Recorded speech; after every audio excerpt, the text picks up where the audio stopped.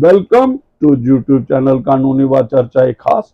तो आज बात होगी, चर्चाएं खास होगी और चर्चाएं खास होगी इंटरनेशनल जो अफेयर्स हैं, लेकिन जो इंडिया के कंसर्न होंगे, जो इंडिया की जो इंटरनेशनल रिलेशन हैं, अफेयर्स हैं, जो पॉलिटिक्स है, स्ट्रेटेजिकल जो अफेयर्स हैं, तो उसके रिलेटेड होगी। तो मेरे साथ हैं डॉक्टर प्रवीण जोगराज जी। तो आज हम एक एक करके जो भी वर्ल्ड सिनेरियो है जो इंडिया के रिलेटेड है और उसको एक एक करके टच करेंगे। तो मैं पहले डॉक्टर साहब, आपको हमारा जो चाइना विजिट थी, जो हमारे एक्सटर्नल अफेयर्स मिनिस्टर की, फॉरेन अफेयर मिनिस्टर की, और साथ ही जो फील्ड मार्शल हैं जो आसिम मुनीर, जो क्या रहा, कैसे रहे।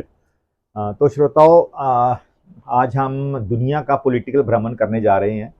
तो लेकिन उसका हर जो हमारा टॉपिक रहेगा, इंडिया के साथ उसका इंटरेस्ट रहेगा। तो जैसे आपने बोला, पहला हम लोग चलेंगे हमारे जो फॉरेन मिनिस्टर एस जयशंकर जी का, जो चाइना में विजिट हुआ है। ये एक बहुत बड़ा मील का पत्थर साबित हुआ है, क्योंकि इस वक्त समय की ज़रूरत थी कि भारत और चाइना के रिश्ते अच्छे रहें। तो भारत के जो डिफेंस जो एक्सटर्नल अफेयर मिनिस्टर थे, वो चाइना में गए। तो किन बातों पे चर्चा हुई, सबसे पहले बॉर्डर इश्यूज को।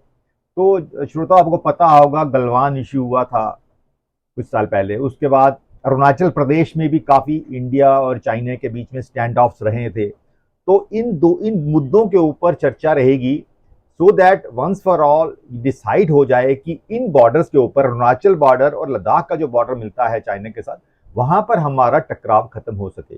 दूसरा, हमारे एक्सटर्नल अफेयर मिनिस्टर ने चर्चा की है ट्रेड की। आपको पता होगा भारत एक बहुत महत्वपूर्ण पार्टनर है चाइना का ट्रेड में। तो हमारे व्यापार संबंध बड़े प्रगाढ़ हैं चाइना के साथ। तो इसके ऊपर भी काफ़ी चर्चा हुई थी हमारे ट्रेडिंग प्रोसेस के ऊपर। तो उसके बाद हमारा जो रीजनल सिक्योरिटी है, देखिए रीजनल सिक्योरिटी बहुत इंपॉर्टेंट है हमारे लिए, क्योंकि चाइना का साउथ एशिया में और पैसिफिक ओशन में और इंडियन ओशन में काफ़ी उनका इन्फ्लुएंस बढ़ता जा रहा है। तो हमारी इंडिया की सॉवरेंटी को भी हमने गारंटी करना है, एक तो कंट्री की, और एक वाटर एरिया में, जो हमारा जो नेवल एरिया है, जहां पर हमारी टेरिटरी है, वहां भी चाइना का कुछ इंटरफेरेंस, उसके ऊपर भी हमने अपनी स्ट्रेटेजी उनको बता दी है। और चाइना ने भी भारत को अपनी कुछ ग्रीवेंसेस बताई हैं, उनको बड़ा एप्रीहेंशन है क्वाड की। आपको पता, इंडिया एक महत्वपूर्ण मेंबर है क्वाड का।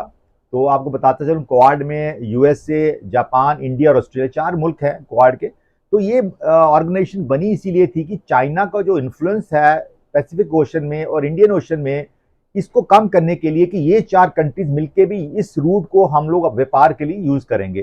तो चाइना को इसके ऊपर काफी प्रॉब्लम्स आई हैं इस क्वाड इशू से। तो ये हमारा चाइना के साथ काफी अच्छे द्विपक्षीय वार्ताएं हुई हैं। और दूसरी, जैसा वैसे आपने बताया, पाकिस्तान के जो फील्ड मार्शल आसिम मुनीर का एक जो बीजिंग का दौरा था, वो एक बहुत ही इंपॉर्टेंट मसला है। एक चीज मैं बताना चाहूंगा, शहबाज शरीफ की कोई बात नहीं कर रहा दुनिया में। इसका मतलब है कि पाकिस्तान की डेमोक्रेसी जीरो है, और आसिफ मुनीर को हर इंपॉर्टेंट मुद्दे पे हर कंट्री बुला रही है। इसका मतलब है लोगों ने मान लिया है कि वहां डेमोक्रेसी नहीं है, वहां फील्ड मार्शल आसिफ मुनीर ही राज करता है। तो आसिफ मुनीर को बुलाया जा रहा है, ना कि शहबाज शरीफ को। तो उसमें बातें चर्चा हुई है काफी पाकिस्तान की, क्योंकि पाकिस्तान, आपको पता है श्रोताओं, इकोनॉमिक कोलैप्स के ऊपर है। पाकिस्तान की जो इकोनॉमी है बिल्कुल जीरो हो गई है। तो मदद मांगने के लिए भी आसिफ मुनीर उधर गए थे। और दूसरा था कश्मीर इशू और अफगानिस्तान के इशू के ऊपर भी चर्चा रही थी। और उसके बाद था कि उनका कुछ परचेज थी चाइनीज की, जो मास्क थे, यूएवी थे उनके, जो अनमैन्ड एरियल्स जो एरोप्लेन्स थे, उनको लेने के लिए अभी और उन्होंने डील की है आपस में चाइना ने पाकिस्तान के साथ। तो दूसरा था बहुत इंपॉर्टेंट, सीपैक पार्ट 2। तो सीपैक पार्ट 2 आपको पता है, जो कॉरिडोर है, सीपैक कॉरिडोर है, उसकी एक्सटेंशन होने जा रही है। और इसमें काफी काम कर रहा है चाइना, उनकी मदद का। सबसे बड़ा है पाकिस्तान की सबसे जो मेन रेलवे लाइन है, वो अब सीपैक के थ्रू चाइना बिछा रहा है। और काराकोरम जो हाईवे है, बहुत इंपॉर्टेंट स्ट्रेटेजी की, उसका पूरा विस्तार अब सीपैक के जरिए चाइना करने जा रहा है। तो जज साहब ये कुछ 2 विजिट्स थे, अब आप इसके बारे में बताएं, आपका क्या तो view है? मैं बिल्कुल जो ये देखिए जो हमारे फॉरेन मिनिस्टर के जो एक्सटर्नल अफेयर्स मिनिस्टर हैं जयशंकर साहब जी, तो जयशंकर साहब का तो जाना ठीक है। हम तो देखिए हम बैलेंस क्रिएट करते हैं। हम ये जो न्यूट्रल जो इंडिया का रोल है अब कभी भी रहा नॉन अलाइन रहा, हमने अपनी बात जहाँ कहीं भी है रखी। हमने चाइना और यूएस को हम चाहते हैं कि बैलेंस करके रखें, और बहुत जरूरी है हमें रखना कि दोनों अपने आप को क्लेम करते हैं कि सुपर पावर है। चाहे वो मिलिट्री आप देख लो, जहाँ आप इकोनॉमिक या ट्रेड जो भी है बिजनेस एक्टिविटी में है, दूसरा अफेयर्स में है। लेकिन हमारा अभी देखिए हमारा जो आप आसम मुनीर की बात करो, साबिर बिल्कुल मैं आपसे की बात से तायद करता हूँ, आपकी बात को सपोर्ट करता हूँ। लंच के लिए कौन बुला रहा है? यूएस का प्रेसिडेंट ट्रम्प। डोनाल्ड ट्रंप का बुलाना लंच में फील्ड मार्शल को एक आदमी जो सलूट करता है अदरवाइज। और जो डेमोक्रेसी की बात की तो जो आप बाहर की बात कर रहे हो ना, अंदर भी खत्म है। और ये जो इसकी विजिट थी ना आसिम मुनीर की, ये थी जो सी पैक को थ्रू करो। जो होता क्या है कि जो बलूचिस्तान का जो एरिया है वहां पे वो एक्टिविटी है बीएलए की, वो भी बात है। और जो सारा ये जो इसका सप्लाई है, जो इलेक्ट्रिसिटी सप्लाई है, जो इनका ग्रिड है कभी भी, और इसको बार बार उसने कहा जब भी है कि हमारा जो डेट है आपने देना है, हम कभी भी आपकी जो इलेक्ट्रिसिटी सप्लाई है, सप्लाई चेन या सप्लाई लाइन बंद कर सकते हैं।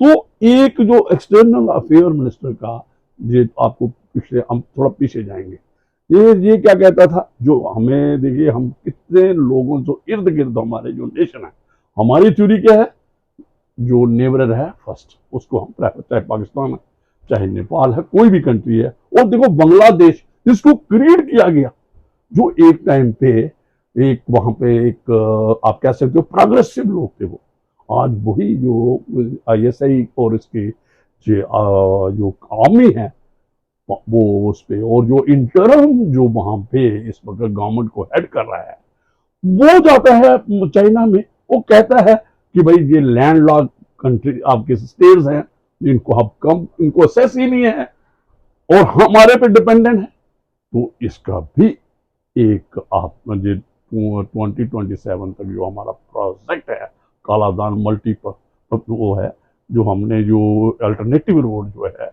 क्योंकि 7 जो सिस्टर स्टेट हैं, देखिए आप स्ट्रेटेजिकल पॉइंट ऑफ व्यू से देखिए, जैसे भी देखिए आप, चाहे वो चाइना का जो हमें जो है, जहाँ जो भी लोग हैं, और खासकर जो चाइना की एक्सपेंशन, वो क्या कर रहा है, वो एक ट्रायल कर रहा है, जैसे सी पैक का किया, श्रीलंका में किया, नेपाल में कर रहा है, रोड बना के जहाँ कहीं कहीं भी कर रहा है।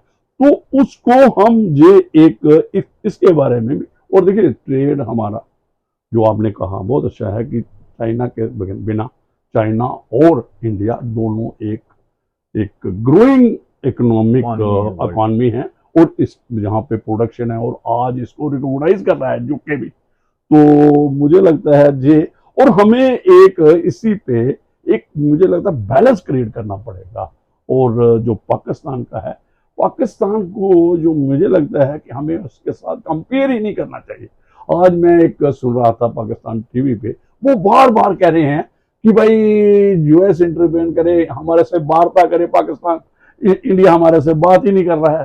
भाई बात किस टॉपिक पे कर रहे हो आप? एक साइड पे हमारे वहाँ पे जो एक कहता है हिंदू अलहदा कौम है, और हमारे जो पहलगाम में टूरिस्ट हैं जो बेचारे पीस लविंग और अपने एक साइड सीन के लिए वहाँ, तो उनको आप मार देते हो, उन पे आप कोल्ड ब्लडेड किलिंग करते हो, तो ऐसे कैसे रहेगा? तो मुझे लगता है चाइना और यूएस में जो हमने एक वो कहता है कि हम इतने पर जो नाटो भी इन्वॉल्व हो गया, अभी हम हमारे पे वो लगाने के लिए सैंक्शंस निकालेंगे, और कहता है कि रशिया से आप मत करो ट्रेड, या चाइना से मत करो ट्रेड, तो वैसा नहीं ना हो सकता। तो मुझे लगता है ये हम इस पे बात की, ये दोनों की आगे कौन सा आप करेंगे। भारतीय जो डिफेंस मिनिस्टर राजनाथ सिंह की नेपाल विजिट। नेपाल की विजिट, ठीक है, तो बिल्कुल अच्छा सब श्रोता आपको पता होगा, अभी थोड़े दिन पहले हाँ, बिल्कुल। भारत के जो डिफेंस मिनिस्टर राजनाथ सिंह की नेपाल की एक यात्रा रही। ये बहुत बहुत ही महत्वपूर्ण यात्रा थी, क्योंकि कुछ समय से चाइना का इन्फ्लुएंस नेपाल के ऊपर हो चुका था, और एक हमारा ट्रेडिशनल फ्रेंड जो था, थोड़ा थोड़ा उसका झुकाव चाइना की तरफ बढ़ रहा था। तो इस पे कुछ जो वार्ताएं हुई हैं नेपाल के साथ, उससे सबसे इम्पोर्टेंट था, श्रोता आपको बताऊं, काला पानी लिम्पीधुरा लिपू लेक जो डिस्प्यूट है। तो काला पानी लिम्पियाधुरा लिपी लेक डिस्प्यूट है क्या? बेसिकली 1816 में जो ब्रिटिश इंडिया की नेपाल के साथ एक छोटी सी जंग हुई थी, उसके बाद ये फैसला हुआ था, जो काली नदी है, काली नदी को इंडिया नेपाल का बॉर्डर माना जाए। तो दोनों कंट्रीज अब तक तो मानती रही हैं, लेकिन उसमें डिस्प्यूट सिर्फ आ रहा था, जो काली रिवर का जो ओरिजिन है, तो इंडिया मानता है वो इंडिया से है। वो कहते हैं कि जो पहाड़ों से उनकी जो लिपू लेक, वहां से इसका सोर्स है।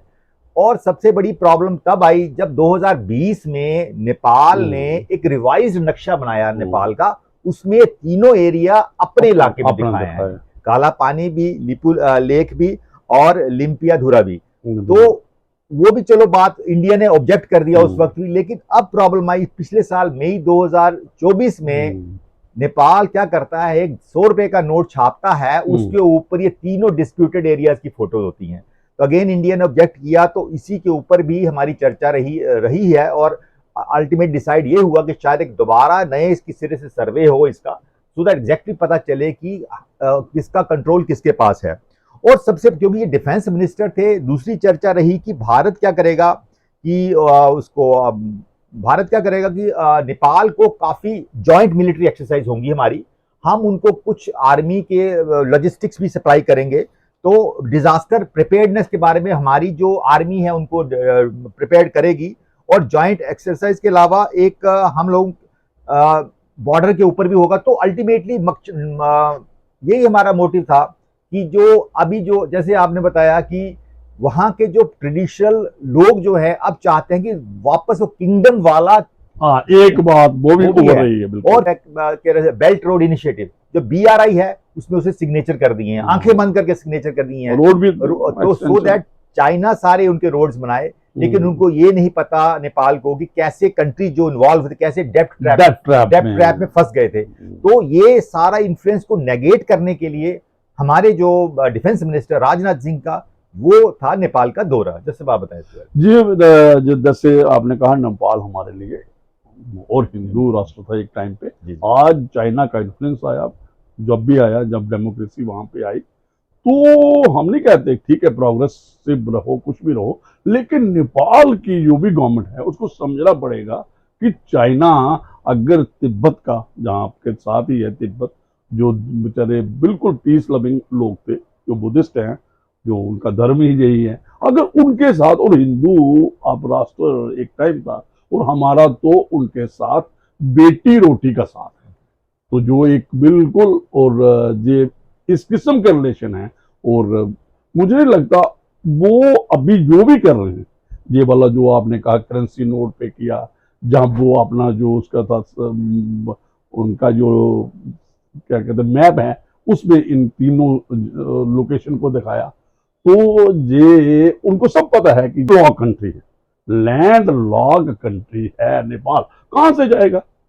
और जो असेस ही इंडिया से होके, चाहे कोई भी जो सप्लाई चेन आएगी वो टोटल, और उनका देखिए, उनकी जो हमारी आर्मी है, गोरखा रेजिमेंट है, उसमें उनके लोग आते हैं, और शादियां हुई हैं जो हमारे बहुत, आप बॉर्डर पे देखो अगर आप देखेंगे तो नेपाल के लोगों की जो बिहार के साथ है बॉर्डर है, उनमें शादियां हुई। तो मुझे लगता है ऐसा है, तो थोड़ा इन्फ्लुएंस है। और ये देखिए उस इन्फ्लुएंस से क्या हो रहा है, लोग कहते हैं यार ये उनके पॉलिटिकल सिस्टम पे डेमोक्रेसी जो है ना, क्योंकि ये इन्फ्लुएंस हो जाती है, ये करप्ट प्रैक्टिस में इन्वॉल्व, तो वो कहते हैं ज्ञान जो हमारा मोनार्की सिस्टम था वो रिवाइव करने के लिए भी डिमांड हो रही है, और उस पर भी बात हो रही है। तो वहां की गवर्नमेंट को ये समझना चाहिए, ठीक है आपके वो एक्सटेंशन रोड बन जाएंगे जो आपने BRI का है उनका, लेकिन उससे जो डेथ ट्रैप की भी उन्होंने खा देखा।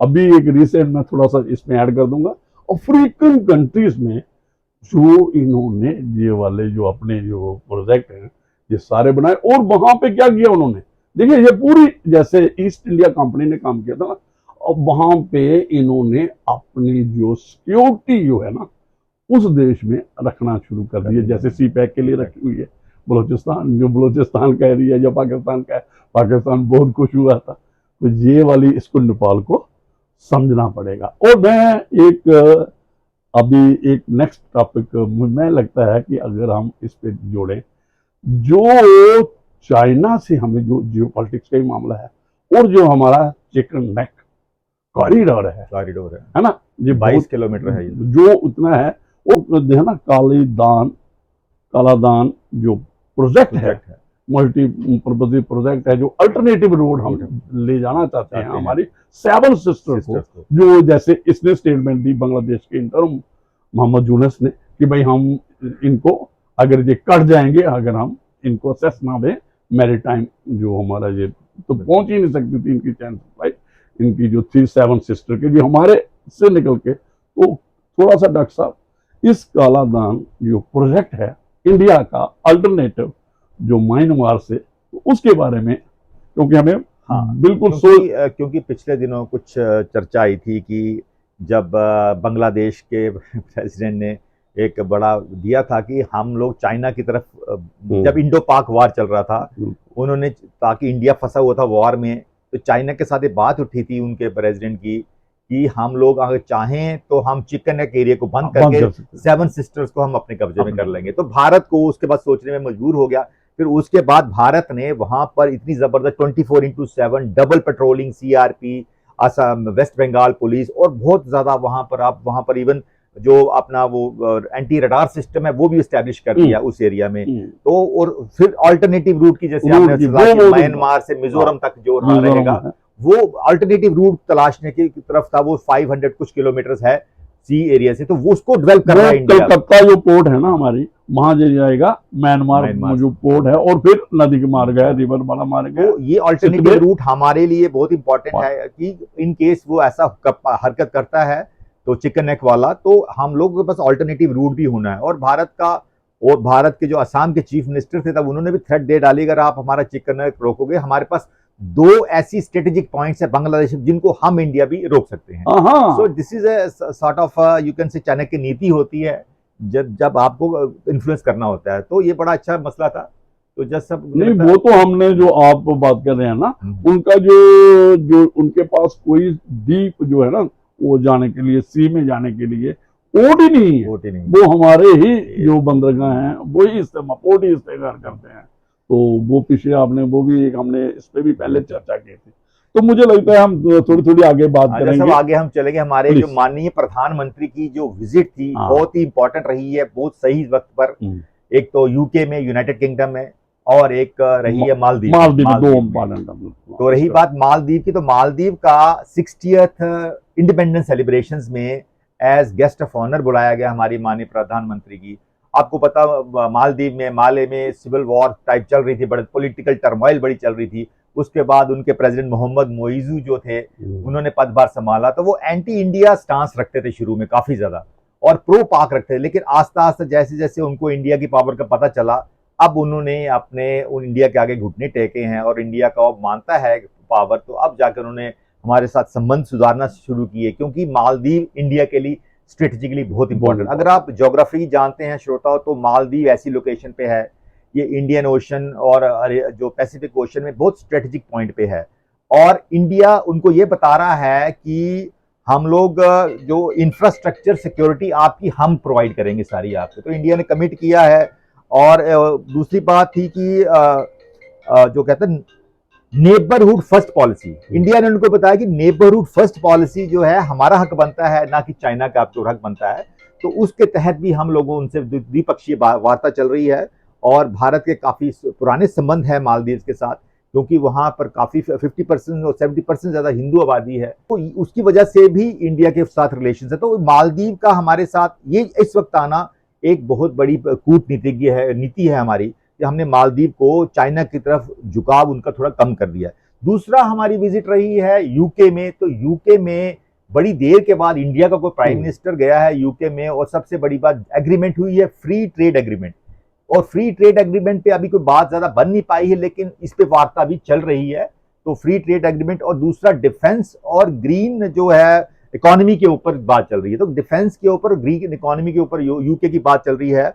और पर्टिकुलरली हमारे यूएस के साथ टाइज पोस्ट ब्रेक्सिट जो था वो इतनी अच्छी नहीं रही है, लेकिन अब दोबारा इंप्रूव हो गई हैं। और क्योंकि यूरोपियन यूनियन के साथ भी, जैसे इंडो पाक वार में भी उन्होंने न्यूट्रल रहे हैं, लेकिन फिर भी ब्रिटेन थोड़ा हमारे साथ झुकाव था उनका। तो ये दो विजिट्स जो हैं हमारी प्राइम मिनिस्टर की, स्ट्रेटेजिकली इंडिया के लिए बहुत ही कूटनीति का रास्ता रही हैं। तो जैसा बताइए, जो हमारे माननीय प्रधानमंत्री का विजिट रहा, हमें ये कैसे मदद करेगी इंडिया को यूके और मालदीव से? देखिए, बिल्कुल आपने जो मालदीव की बात की ना, मालदीव के जो भी वहां की उस वक्त जो पॉलिटिकल पार्टीज थी, आप कह सकते हो, खासकर जो मोहम्मद मिर्जू, और इन्होंने कहा इंडिया आउट, और खासकर जो हमारी आर्मी है। तो डॉक्टर साहब, मैं हिस्ट्री में आपको ले जाऊंगा, ये आर्मी वहां कैसे गई? आपको पता, श्रीलंका का एक टेररिस्ट ग्रुप था, उन्होंने इनके प्रेसिडेंट को, उसमें अपने जो महल है या उनका जो प्रेसिडेंट हाउस था वहां पे, ये सारा वो कुछ नहीं थे, वो गए, उन्होंने पूरा इनको समझो, एक कह सकते हो आपने, इनको अपने उसमें ले लिया, कब्जे में ले लिया सारा सिस्टम जो था। फिर जो ऑपरेशन कैक्टस, आप याद करो, वो राजीव गांधी के टाइम पे 90 से इनको छुड़ाया वहां पे प्रेसिडेंट, और तब से हमारी वहां पे आर्मी। तो ये आर्मी और कोई गलत फहमी थी, बेसिक क्या है, ग्रीड है, जो डेथ ट्रैप है ना, जो चाइना का है, ये लोग जो, और दो बातें हैं, एक तो जो रेडिकलाइजेशन सोच आ रही है ना, जी, जो इनकी जो वहां पे जो एक अपने आप को, ये भी मालदीव भी, ये सारा जो पाकिस्तान का है, जो बांग्लादेश का जो एक फंडामेंटल अप्रोच आ रही है, जो इस्लामिक, वो उसका भी इन्फ्लुएंस था इसके जो इंडिया को। आज कितनी तोपों की सलामी दी है? 21 तोपों की सलामी है, और चीफ गेस्ट है, उसी आर्मी के सामने सलूट दे रही है वही आर्मी, मतलब इंडियन प्राइम मिनिस्टर को। एक बहुत बड़ी बात है। और ये जो मोहम्मद मिर्जू, ये कोई गलतफहमी के शिकार थे, लेकिन चलो देर आए दुरुस्त आए। हमने कहते कि आप बिल्कुल, जहां तो इंडिया देखो, आपने नेबरहुड फर्स्ट की बात, हम तो इनके क्या कहते हैं, इनके रक्षक हैं, हमारा ही डिफेंस इनको काम आता है, हम ही बिल्कुल। और देखिए, थोड़ा सा हमने लक्षद्वीप को डेवलप किया, हमारे प्राइम मिनिस्टर वहां पे गए, तो उसको ही हमने टूरिज्म की तो इनकी। और कल आप अगर वहां पे अगर जो रिपोर्टिंग सुनते, लोगों की बातें सुनते, जैसे जो इंडियन ओरिजिन के लोग हैं, तो यही हैं, चाहे वो मुस्लिम हैं, हिंदू हैं, लेकिन जो हमारे जो, तो वो कह रहे थे कि इंडिया के बगैर बड़ा भाई है।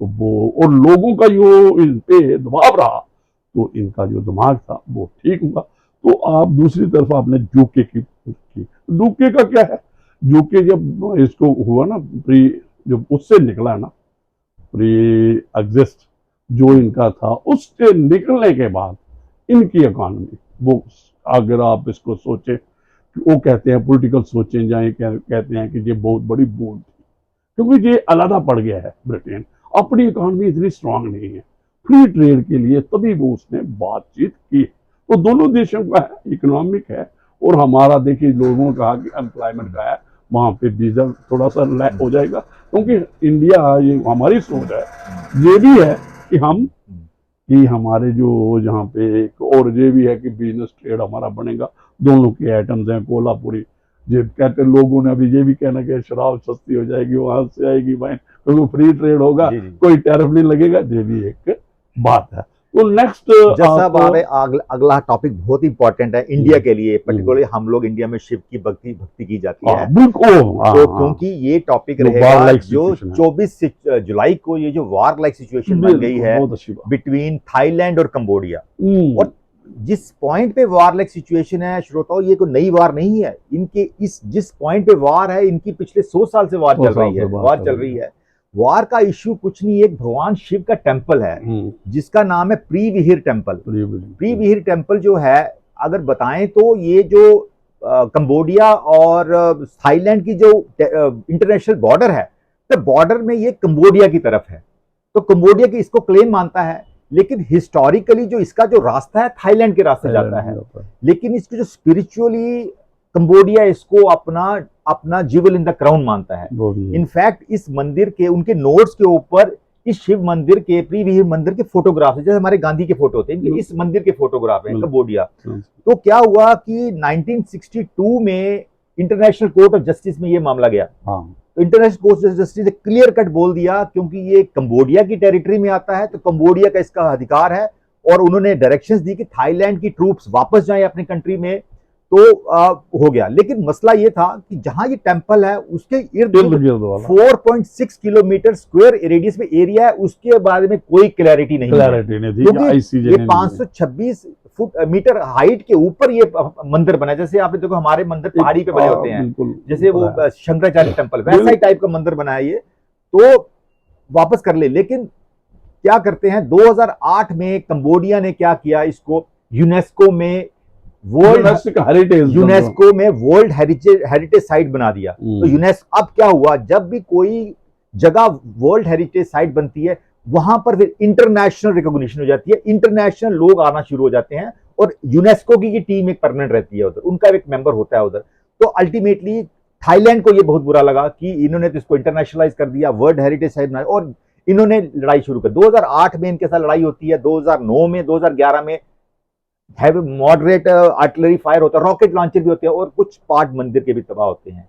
और उसके बाद 2013 में इंटरनेशनल कोर्ट ऑफ जस्टिस जो हेग में है, वो दोबारा कहता कि 4.6 किलोमीटर पे भी कंबोडिया का हक, उनको इर्द गिर्द वाला एरिया वो भी इसका हक है।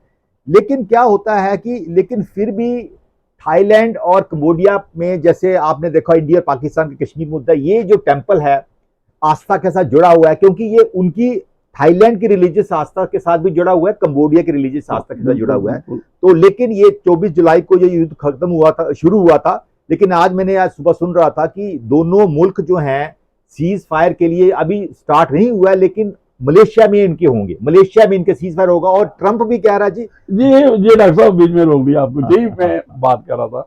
ये डोनाल्ड ट्रंप जहां कहां पहुंच गया, उसका क्या इंटरेस्ट है, वो क्यों, क्योंकि आप कह सकते हो ग्लोबल साउथ है। डोनाल्ड ट्रंप जहां दुनिया में वार छिड़ती है, क्यों वो पहुंच जाता है सीज फायर करने, क्यों पहुंचता है, वो चाहता है कि मुझे नोबेल प्राइज मिले, नंबर 1। नंबर 2, और उन्होंने थ्रेट क्या डालता है, अगर आप वार नहीं खत्म करो, आप 36% टैरिफ लगा दो, जहां जाके वो थ्रेट टैरिफ के लगा देता है।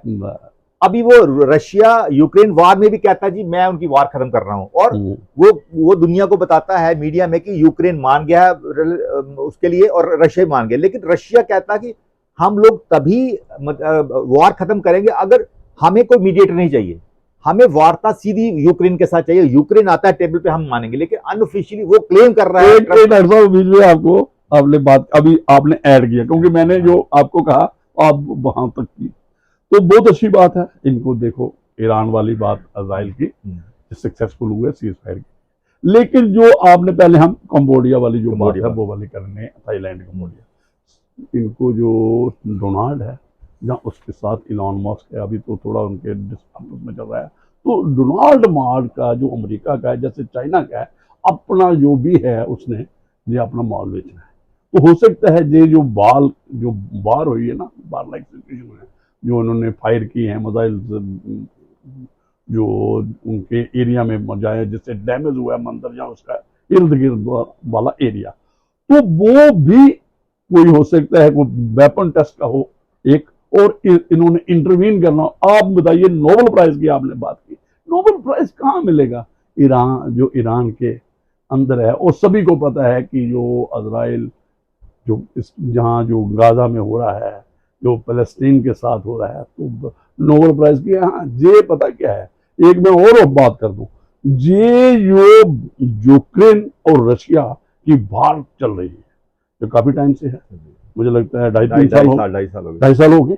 ये 50 दिन का टाइम जो दिया है ना, अभी एक नहीं है बात चर्चा में है ना, मसूरी बड़ी मजेदार है।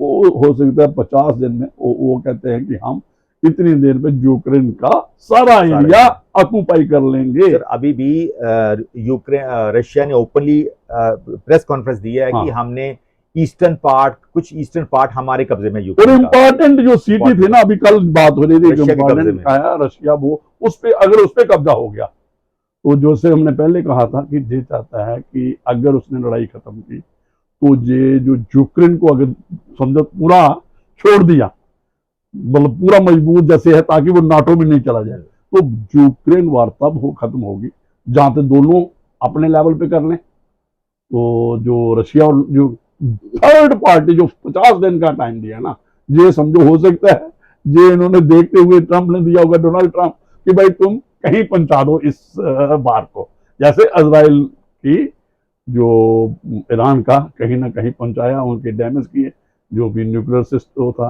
तो उसका मुझे लगता है कि ये एक अपना इनका काम है दो, एक तो अपना ट्रेड बिजनेस जो भी है इसका कॉमर्स उसमें एक्टिविटी करनी है, और दूसरा जैसे कम्बोडिया और थाईलैंड में इंटरवीन करना चाहता है। तो डॉक्टर साहब नेक्स्ट, हाँ जज साहब, अब हम मिडिल ईस्ट में हो जाते हैं। मिडिल ईस्ट, अब हम मिडिल ईस्ट की चर्चा में पहले मिडिल ईस्ट से पूछने से पहले एक बताइए। उस पे आइए, मैंने आपको सुबह वो जो हमारा जो आगा लीगा, जी जी जी, एक जो, क्योंकि हमारे लिए मॉरिशस जो है ना, बिल्कुल ये बहुत इंपॉर्टेंट जी है। सर। और जो आगा लीगा जो एक आइलैंड लिया आइलैंड हमने, और वहां पे हमारा एक डेवलपमेंट मतलब स्टैटिस्टिक हमारा वो कर रहा है, और उसके साथ मोज़ोविक जो स्ट्रेट है आपका चोक पॉइंट है, और जो एक जो मलक्का के बराबर ही है, और एक पहले एक मलक्का अगर वो सुएज कनाल वो अफ्रीकन कंट्री के साथ वो उसका भी है एक, उसके बारे में थोड़ा आगा लेगा के बारे में, क्या वहां क्या क्या इंडिया करना चाहता है और क्यों वो आइलैंड इनसे लिया है मॉरिशस। अगर जो ज्योग्राफी के माहिर हैं लोग, उनको पता होगा कि जो मॉरिशस है, मॉरिशस में हिंदू नेशन है, ठीक है, छोटा सा आइलैंड है, लेकिन मेन आइलैंड से नॉर्थ में 1100 किलोमीटर दूर एक पेयर ऑफ आइलैंड्स है जिसका आप चर्चा करें, आगा लीगा आइलैंड। आगा लीगा तो 1100 किलोमीटर नॉर्थ में है मॉरिशस से, और इंडिया से 3000 किलोमीटर साउथ वेस्ट से इंडिया में ये आइलैंड है। तो भारत ने 2015 में एक एग्रीमेंट किया था मॉरिशस के साथ कि हम ये आइलैंड्स को डेवलप करेंगे, और उसके साथ साथ इसको हम लोग हम हमारा एक नेवल बेस और एयरफोर्स बेस बनेगा। और इसमें दोबारा अभी हमारे प्राइम मिनिस्टर ने भी, हमारे एक्सटर्नल अफेयर मिनिस्टर भी इस पर चर्चा की, और दोबारा हम नए सिरे से डेवलप कर रहे हैं। श्रोता, आपको पता होगा कि जब ईरान में न्यूक्लियर स्ट्राइक्स अमेरिका ने की थी, एक डीगो गार्शिया छोटा सा आइलैंड था, वो डीगो गार्शिया उतना ही आइलैंड है एरिया में जितना आगा लीगा आइलैंड, और डीगो गार्शिया से कोई ज्यादा दूर नहीं है ये भी है। तो आपने पता होगा डीगो गार्शिया छोटा सा आइलैंड, सिर्फ इन्होंने डिस्टेंस जो असॉल्ट्स के लिए अमेरिका यूज कर रहा है डीगो गार्शिया को, वहां से 7000 किलोमीटर जो है जहाज उड़ के गए थे ईरान में, जाके उन्होंने न्यूक्लियर जो था इंस्टॉलेशन पे अटैक किया। तो डीगो गार्शिया के तर्ज पे भी हमारा भी ये आगा लीगा आइलैंड है, उसी एरिया में है। और इसका फायदा क्या रहेगा? एक तो यहाँ पर हमारी नजर रहेगी इंडिया की चाइना की एक्टिविटीज के ऊपर नजर रहेगी। दूसरा, कुछ ट्रेड रूट्स हैं, एक मोजम्बिक चैनल आपको पता होगा जो बहुत बड़ा एक ट्रेड रूट है एशिया और अफ्रीका के बीच में, वो बिल्कुल इसके पास पॉइंट है, वहां इंडिया की नजर रहेगी। और तीसरा हमारा सर्वेलेंस रहेगा किसके ऊपर? स्ट्रेट ऑफ मोलक्का के ऊपर, स्ट्रेट जो आपने बताया उसके चाइना का जो समझो सप्लाई रूट है, साउथ चाइना सी के ऊपर भी नजर रहेगी। तो ये इंडिया का वैसा ही एक किस्म का एडवांस स्टेशन है जहां पर इंडिया डेवलप कर रहा है, और स्ट्रेटेजिकली इंडिया को इसकी बहुत जरूरत है। इस जगह से हम लोग चाइना के ऊपर नजर, अफ्रीका का जो रूट है उसके ऊपर, और स्टेट ऑफ हॉर्मुज के ऊपर नजर, जितना जो व्यापार है वहां हमारी नजर रहेगी। और हमारी जो नेवल एयरफोर्स और हमारी एयरफोर्स परमानेंटली वहां पर स्टेशन रहे, क्योंकि इनका पूरा एयर स्ट्रिप इंडिया ने डेवलप किया है, आगे लेगा इंडिया ने डेवलप किया हुआ है, और इंडिया का पूरा इसके अधिकार है। इंडिया ने ऑलमोस्ट इंडिया का ही मानो, आप समझो कि मॉरिशस ने हमारे हवाले किया यूज करने के। बिल्कुल। और मॉरिशस के साथ एक और मैं बता दूं, मॉरिशस जो आपने पहले कह दिया कि हिंदू और जो इंडियन ओरिजिन के लोग वहां पे हैं, और एक मैं बता दूं वहां पे जो हमारे लोग डेपुटेशन पे भी जो है ना, सिविल एडमिनिस्ट्रेशन में है, जहाँ आर्मी के हैं, नेवल, वो भी हम जैसे इनका एक टाइम पे करते थे, अभी भी हमारी आर्मी ट्रेनिंग होती है जो मालदीव में है, वैसा ही हमारा मॉरिशस में भी काफी डोमिनेंस है जो भी है। और हमारे ही लोग वहां सारा सिविल एडमिनिस्ट्रेशन, नेवल, आर्मी सारी ट्रेनिंग देते हैं और वैसे चलता है। तो मॉरिशस को भी जो मलक्का के जो है ना स्टेट उसके बिल्कुल पैरेलल है। और अफ्रीकन जो रूट है ना उस पे ये एक मोज़ाम्बिक वो बड़ा इम्पोर्टेंट है। और ये जो आइलैंड आपने जैसे इसका कंपैरिजन उससे कर दिया जो यूएस ने जहाँ से ईरान पे अटैक किया, तो ये विजडम है और ये पॉलिटिकल विजडम है, इंटरनेशनल जो रिलेशनशिप पे है, जहाँ स्ट्रेटेजिक आज जो हम डिस्कशन कर रहे हैं, तो मुझे ये भी है जो हमारे एस्पायरेंट्स हैं जो सिविल सर्विसेज के, उसके लिए बहुत इंपॉर्टेंट है। जो हम डॉक्टर साहब आपके साथ में जो करता हूँ वो बड़े इम्पोर्टेंट। तो नेक्स्ट आप जैसा अब हम दोबारा मिडिल ईस्ट पे चल जाते हैं। मिडिल ईस्ट पे अब चर्चा करेंगे। जैसे शुरू तो आपको पता है इजराइल गाजा का जो युद्ध है वो चल रहा है, लेकिन अब कुछ दिनों में इंटरनेशनल कम्युनिटी थोड़ा इजराइल के खिलाफ, क्योंकि वहाँ सिविलियन कैजुअलिटीज काफी हो रही है, बच्चे और वो बोल रहे। लेकिन इसी के चलते कल ही इजराइल ने ये मान लिया है कि आज से लागू होगा 10 घंटे का सीज फायर। 10 घंटे का सीज फायर, सुबह 10 बजे से लेके शाम को 8 बजे तक रहेगा सीज फायर। क्या एक्टिविटी होगी सप्लाई के लिए? सीज फायर को सिर्फ फूड एड, ताकि सिविलियंस को फूड एड प्रोवाइड करने के लिए वॉरफेयर रहेगा। बाकी उसके बाद बाकी पीरियड में स्ट्राइक्स रहेगी। जो इजराइल है खुद रेगुलेट करेगा, इजराइल खुद रेगुलेट करेगा और खुद अपनी उस तरह स्ट्राइक्स बंद रखेगा ताकि लोगों को जो एड मिल सके। तो इसकी वजह गाजा स्ट्रिप में जो लोग भूखे मर रहे हैं बच्चे, उनके लिए इस को काफी लोग मुझे लगता है पता क्या है, एक वहां पे कोई जो फूड है जो काफी अवेलेबिलिटी है, चाहे वो सूखा फूड है जहाँ वो प्रिपेयर्ड, लेकिन मिल नहीं पहुंच नहीं पा रहा। पहुंच क्यों नहीं जा रहा? क्योंकि जो वहां पे इनको रहता है कि हमास के लोग बीच में इंटरमिंगल हो जाते हैं, उनको शक रहता है इजरायली फोर्सेस को। तो वो जो आपने कहा कि जो सीज फायर करागा उसके बीच इजराइल मॉनिटर करेगा, सारी सप्लाई खुद करेगा। और मुझे लगता है दुनिया में जा रही है कि भाई ये वहां पे भूखे मर रहे हैं दूसरे है, चाहे वो उसको खत्म किया जाए। और ईरान में खुद गृह युद्ध स्टार्ट हो गया। ईरान में गृह युद्ध, ईरान की बात करें प्लीज। मैं ईरान की बात करूं। अच्छा। ईरानियन जो मिलिशिया बेस है उन पे अटैक किया है, गोलन हाइट्स में। और ईरान में खुद गृह युद्ध स्टार्ट हो गया, क्योंकि क्या हुआ है कि ईरान में जो लोग रिवोल्ट, थियोक्रेटिक जो रूल चल रहा है उसके खिलाफ वो जो लोग रिवोल्ट कर रहे थे उनको एग्जीक्यूट किया गया है ईरानियन गवर्नमेंट ने।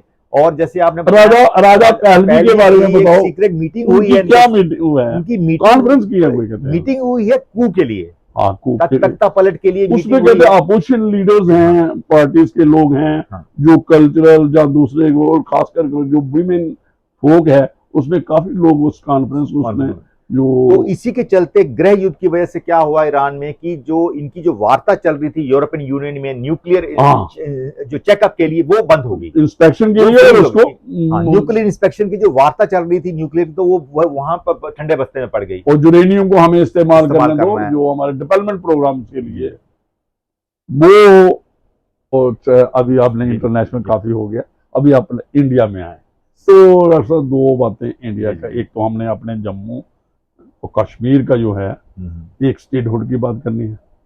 तो स्टेटहुड क्यों एक डिमांड है और मेन स्ट्रीम पॉलिटिकल पार्टीज भी कर रही हैं और आम जनता भी स्टेटहुड, जो इंडिया के जम्मू कश्मीर के लोग हैं, जो कश्मीर में बात होती है या जम्मू में बात होती है, स्टेटहुड के फेवर में मुझे लगता है दोनों, चाहे एक टाइम पे जम्मू का इंटरेस्ट और कश्मीर का पॉलिटिकल इंटरेस्ट या ऐसे भी कुछ भी था, वो समझो टकराव होता, लेकिन स्टेटहुड की बात जो है वो पूरे दोनों रीजन से आ रही है। जैसा आपने ठीक बोला, जैसे जम्मू एंड कश्मीर का जो स्टेटहुड का मसला है, हालांकि जो सेंट्रल गवर्नमेंट ने क्लियर बता दिया है कि स्टेटहुड हम देंगे इन ड्यू कोर्स ऑफ टाइम, लेकिन ये जो statement in due course of time काफी देर से चल रही है।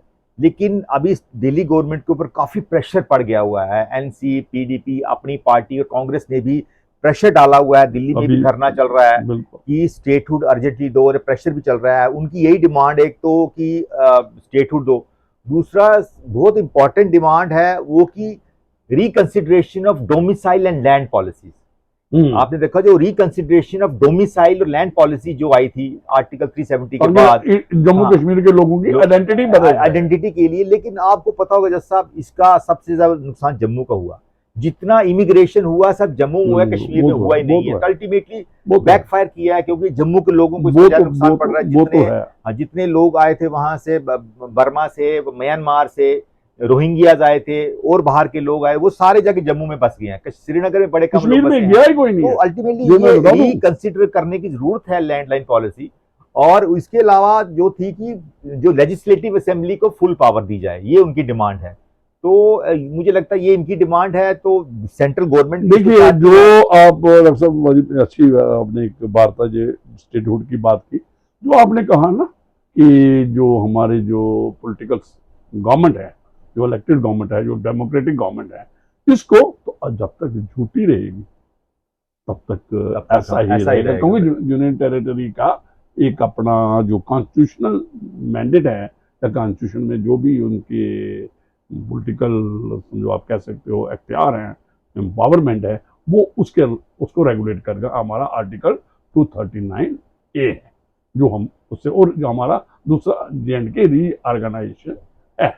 तो कुछ कंफ्यूजन रहता है जो पॉलिटिकल पार्टीज बात करती हैं, जहां एक आपने डॉक्टर साहब सुना होगा कि जो LG असेस कर रहा है, इंक्लूड कर रहा है पावर्स, पॉलिटिकल पावर्स में, ये जो लेफ्टिनेंट गवर्नर है, ये एक क्राई रहती है, एक बात रहती है कि कंफ्यूजन रहता है जो पॉलिटिकल पार्टीज कहती हैं, जो खासकर आप कह सकते हो नेशनल कॉन्फ्रेंस कहती है कि हमारे ये जो हमारे अख्तियार हैं उसमें ये हैं। तो मुझे नहीं लगता ऐसा कुछ है। Everything is defined in constitution of India and Jammu and Kashmir reorganisation act. हाँ, ये जो बिजनेस रूल है ये भी आगे तैयार हुए हैं। अगर कोई देखिए, जो ऐसा तो नहीं है कि एक डेमोक्रेटिक सिस्टम है, लॉ है, उसमें तो कोई ऐसी बात नहीं है कि कोई इसको, तो ये एक आप कह सकते पॉलिटिकल नरेटिव भी है जी, जैसे स्टेटहुड का है। अभी देखिए स्टेटहुड की डिमांड में जो लोग पहले बात करते थे आर्टिकल 370 है, उसकी बात ही नहीं है। वो ऑटोनॉमी की बात करते थे, आजादी की बात करते थे, सारा खत्म हो गया। सारे आज कौन आ रहे हैं आपके साथ? हुर्रियत भी समझो, जो लोग हैं, या जो सारे पॉलिटिकल लोग जो पीछे आपने इलेक्शन हुई, जो स्टेटस है, जो हमारी यूनियन टेरिटरी की असेंबली की, उसमें सभी ने पार्टिसिपेट किया। तो मुझे लगता है एक मैग्नामिटी दिखाते हुए, ठीक है, हम नहीं कहते सिक्योरिटी है, रिस्क है, जो दूसरा है इनको, लेकिन कुछ चर्चा में इन्वॉल्वमेंट रहना चाहिए, डिस्कशन जरूर होना चाहिए। जो और खासकर ये तो एक पॉलिटिकल डिस्कशन पॉलिटिकल पार्टीज लोग कर रहे हैं, जैसे आपने कहा, उसमें जैसा मैं तो ये कहूंगा, जो मेरा अपना मानना है कि जब सेंट्रल गवर्नमेंट कहती है statehood in due course of time, तो सेंट्रल गवर्नमेंट पूरी स्थिति का जायजा लेगी। पॉलिटिकली पाकिस्तान के बॉर्डर की सिचुएशन है, चाइना के बॉर्डर की सिचुएशन है, पाकिस्तान के बॉर्डर की इंटरनल जो हमारी जो मिलिटेंसी है, लेवल ऑफ मिलिटेंसी कितनी है, और लॉ एंड ऑर्डर की प्रॉब्लम है, सारा कुछ देख सुन के ही स्टेटहुड दी जाएगी। बिल्कुल आपने बिल्कुल। लेकिन मैं एक बात कहूं, लेकिन वार्ता कुछ ना ये लोगों में लगे, विश्वास लगे कि इनिशिएट प्रोसेस हुआ है। और जो खासकर स्टेटहुड का हम कंफाइन करेंगे, उन्होंने मना नहीं किया है, उन्होंने बोला ड्यू कोर्स ऑफ टाइम देंगे। मैं कहता हूं कि इसमें चर्चा एक है ना, इसमें थोड़ी सी अगर इन्वॉल्वमेंट हो जाती है ना गवर्नमेंट की, कि भाई इसका जो आपने कहा कि असेसमेंट कर रही है, भाई उसको फॉर्मली असेस करेगा कौन?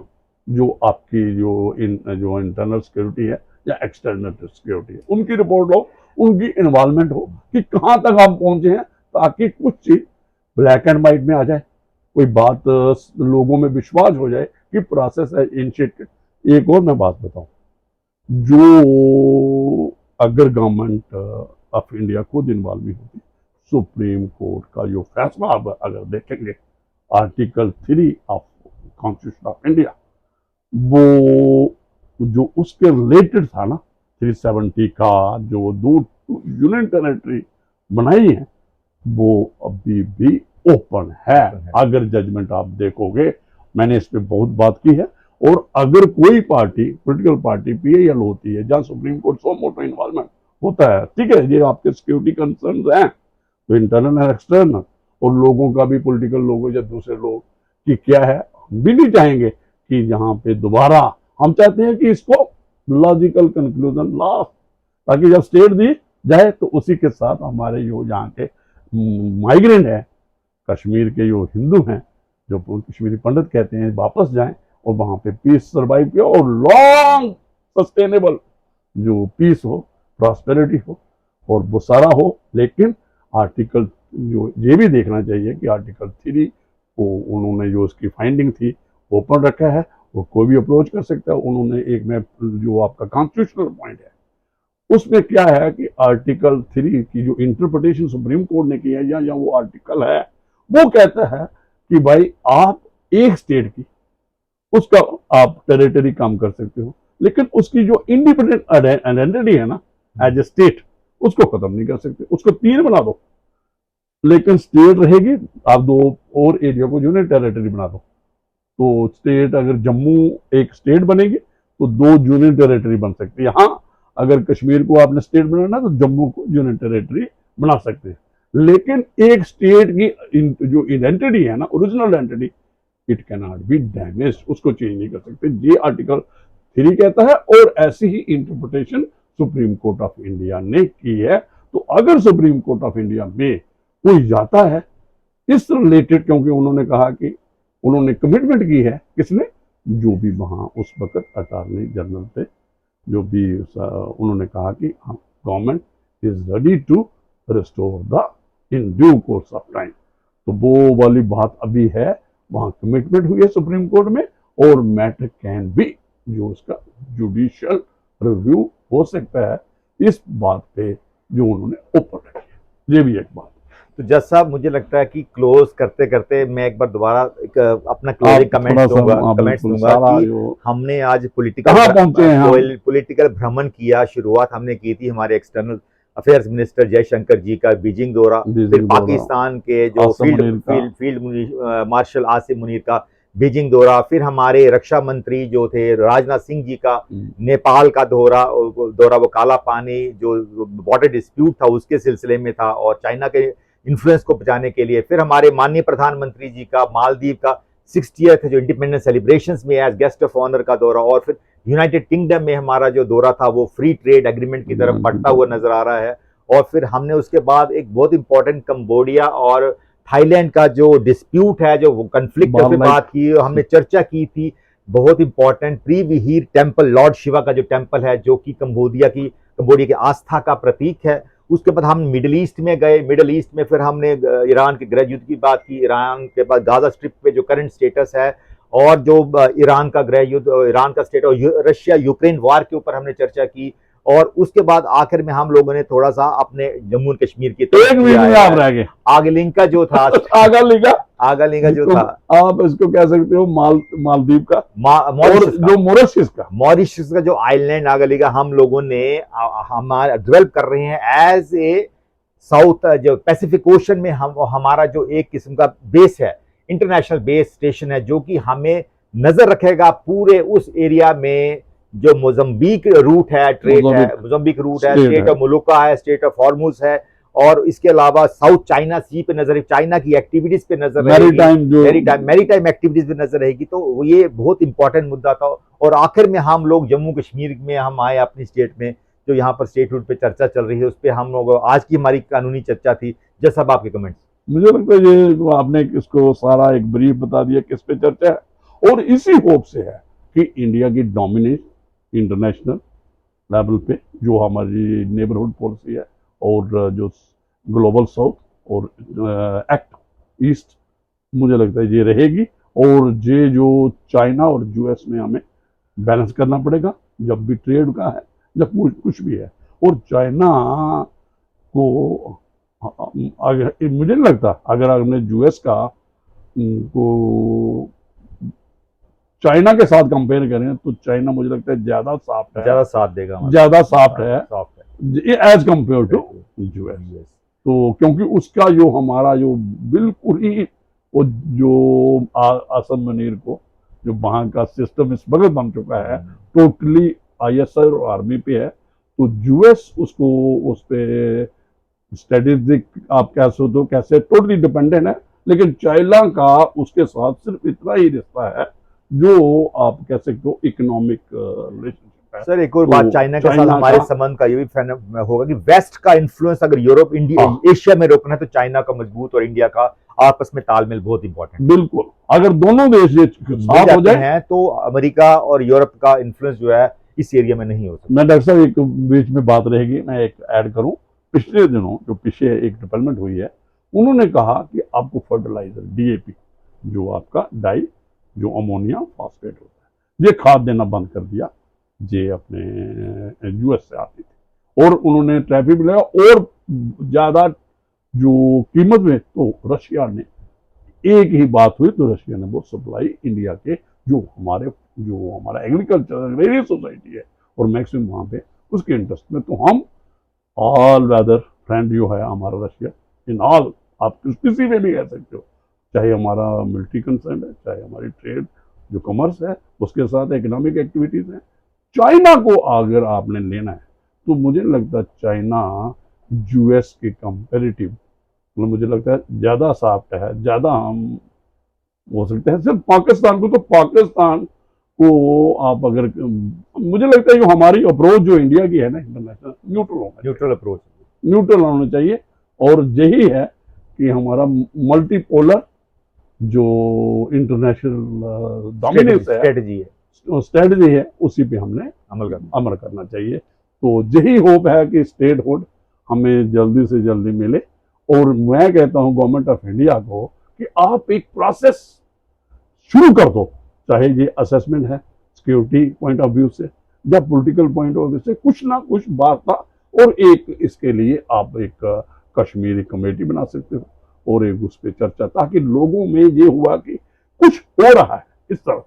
ठीक है, कमिटमेंट है, कमिटमेंट हो सकता वो भी है। अगर कोई, उससे क्या होगा, जब वार्ता शुरू हो जाएगी, जब भी कोई मूवमेंट होगी, तो लोगों में जो एक विश्वास है, और उसमें ही अब गवर्नमेंट ऑफ इंडिया अपनी जो भी है, जो उनके कोई हार्डल है किसी किस्म का भी, वो लोगों में पहुंचेगा कि ये है, ताकि ये ओपननेस और फेयरनेस, और सभी को पता चले कि क्यों स्टेटहुड की जो मुझे है किस दौर पे चल रही है, कैसा गवर्नमेंट ऑफ इंडिया चाहती है और क्या लोग चाहते हैं, किस वो। तो मुझे नहीं लगता कि कोई भी जो स्टेटहुड की बात कर रहा होगा, तो कोई जो ये चाहेगा कि पीस के बगैर या प्रॉस्पेरिटी के बगैर, जहाँ और कन्फ्लिक्ट जब रहे, जहाँ पाकिस्तानी इन्फ्लुएंस कश्मीर पे रहे, तो उसके होते हुए दोबारा स्टेटहुड रिवाइव हो। हम तो कहते हैं कि लॉस्ट, हम नया कश्मीर, नई वो सारी सिचुएशन बने और स्टेटहुड, इसी होप से मुझे लगता है ये काफ़ी आज के लिए। तो इजाज़त दीजिए डॉक्टर साहब, थैंक यू वेरी मच।